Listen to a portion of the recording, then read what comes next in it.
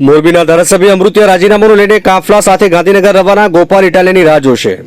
મોરબીના ધારાસભ્ય કાંતિ અમૃતિયા સોમવારે સવારે તેમના સમર્થકો સાથે મોરબીથી ગાંધીનગર જવા રવાના થયા. અમૃતિયાએ જાહેરાત કરી છે કે તેઓ સોમવારે સવારે 11 કલાકે 150 ગાડીના ભવ્ય કાફલા સાથે રાજીનામું લઈને વિધાનસભા પહોંચશે. 30 મિનિટ સુધી આપ ધારાસભ્ય ગોપાલ ઇટાલિયાની રાહ જોશે. વધુમાં જણાવ્યું કે પ્રમાણે જો ગોપાલ ઇટાલિયા રાજીનામું આપશે તો અમૃતિયા પણ રાજીનામું આપી દેશે.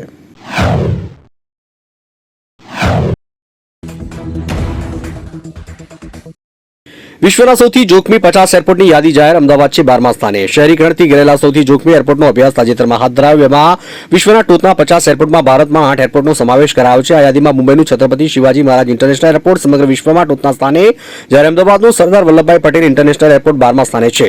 અર્બન પ્લાનિંગ પ્રમાણે એરપોર્ટની આસપાસના 20 કિલોમીટર સુધી વધુ પ્રમાણમાં ગીચતા હોવી ન જોઈએ.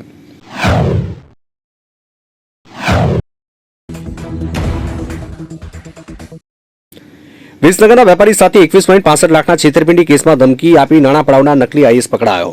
મહેસાણા વિસનગરના કન્સ્ટ્રક્શન વેપારી સાથે સુરતના વેપારી પુત્રએ 21.65 લાખની છેતરપિંડી કરી, જેમાં પોતાના આઈએસ અધિકારી ગણાવનાર શખ્સે વેપારીને ધમકી વધુ 79,000 પડાવ્યા. પોલીસે નકલી આઈએસ તરીકે ઓળખ આપનાર અર્પિત શાહને અમદાવાદથી ઝડપી પાડ્યો છે. સુરતના પિતા પુત્રએ આ વેપારી પાસેથી 21.65 લાખ લીધા, જે પરત ન કરવા પડે એટલે નકલી આઈએસ અધિકારીને વેપારી સાથે સંપર્ક કરાવ્યો હતો.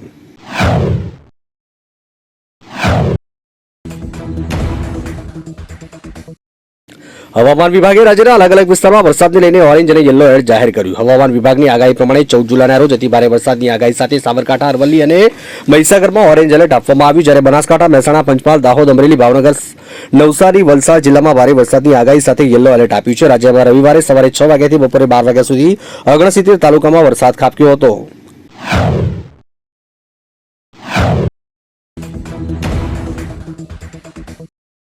શું છે ફ્યુઅલ કંટ્રોલ સ્વિચ, જેની એર ઇન્ડિયા વિમાન દુર્ઘટનાનો રિપોર્ટ બાદ થઈ રહી છે ચર્ચા. અમદાવાદ એર ઇન્ડિયા વિમાન દુર્ઘટના કેસમાં પ્રાથમિક તપાસ અહેવાલમાં કહેવાયું છે કે ટેકઓફ થયાની થોડીક સેકન્ડ બાદ વિમાનના બંને એન્જિન ફ્યુઅલ કંટ્રોલ સ્વિચ રનથી કટ ઓફ મોડમાં જતા રહ્યા હતા, અને આ સ્વિચો એન્જિનમાં ઇંધણના સપ્લાયને નિયંત્રિત કરે છે અને પાયલોટ્સ તેનો ઉપયોગ એન્જિન શરૂ કરવા અથવા બંધ કરવા માટે કરે છે.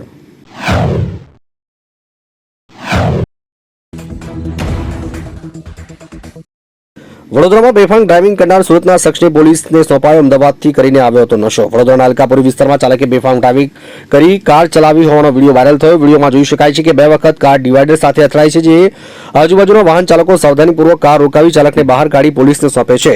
કાર ચાલક સુરતનો રહેવાસી હોવાનું જાણવા મળ્યું છે અને તે અમદાવાદથી નશો કરી વડોદરા આવ્યો હતો.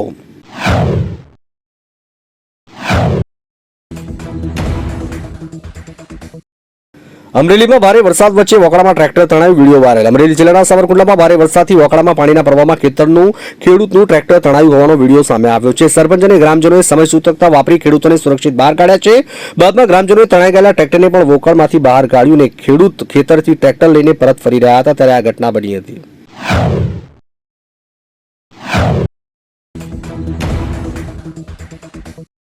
અમદાવાદ ફ્લાઇટ ક્રેશની તપાસ કરતી એએઆઈબી એજન્સી શું છે? અમદાવાદ એર ઇન્ડિયા ક્રેશનો પ્રારંભિક અહેવાલ બહાર પાડનાર એરક્રાફ્ટ એક્સિડન્ટ ઇન્વેસ્ટિગેશન બ્યુરો એએઆઈબી નાગરિક ઉડ્ડયન મંત્રાલય હેઠળની એક સરકારી એજન્સી છે, જે નાગરિક ઉડ્ડયન અકસ્માતોની તપાસ કરે છે. એએઆઈબી તપાસનો એકમાત્ર ઉદ્દેશ અકસ્માતો ઘટનાઓને અટકાવવાનો છે, દોષ કે જવાબદારી વેચવાનો નથી.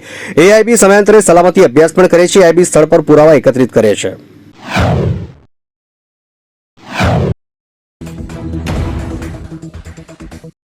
દુર્ઘટનાગ્રસ્ત ગંભીરા બ્રિજની જગ્યાએ નવો બ્રિજ બનાવવા માટે રાજ્ય સરકારે 212 કરોડની મંજૂરી આપી. ગંભીરા બ્રિજ દુર્ઘટનાગ્રસ્ત થયા બાદ હવે નવા બ્રિજના નિર્માણ માટે 212 કરોડ રાજ્ય સરકાર દ્વારા મંજૂર કરવામાં આવ્યા છે. માર્ગ અને મકાન વિભાગના અધિક્ષક ઇન્દિરે જણાવ્યું કે મુજપુર એપ્રોચ રોડ હાલમાં જે 2 લેન છે અને 4 લેન કરી 7 મીટરનો કરવાનું આયોજન છે. હાઈવેથી પુલ સુધી પહોંચવાના 4.2 કિલોમીટર માર્ગને 4 લેન કરવામાં આવશે.